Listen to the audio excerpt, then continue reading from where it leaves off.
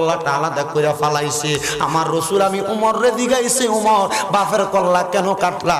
আমার আল্লাহ না বলছে কাউকে হত্যা করা হারাম, হত্যা করা যাবে না। হযরত উমর কয়, ইয়া রাসূলুল্লাহ, আল্লাহ তো আপনি নবীর মাধ্যমে কইছে আপনি নবীরে যে মানে সে ঈমানদার, আপনি নবীরে যে মানে না সে বেঈমান। ইয়া রাসূলুল্লাহ, কেউ যদি আমার চোখের সামনে আপনি নবীর শানে বেঈমানি করে, গোস্তাকি করে, আমি উমর এটা বরদাস্ত করতে পারি না।